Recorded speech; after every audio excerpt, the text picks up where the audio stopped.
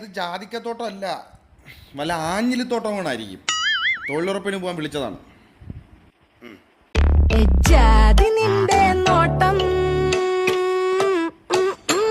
അങ്ങനെയൊന്നും നോക്കല്ലേ എന്റെ ചേച്ചിയേ.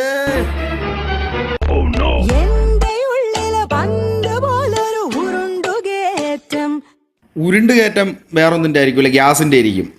പ്രായമൊക്കെ ഒരുപാടാകുമ്പോൾ ഈ ഗ്യാസൊക്കെ കയറും, അതിൻ്റെയാണ് ഈ ഉരുണ്ട് കയറ്റം, അല്ലാതെ വേറൊന്നുമില്ല.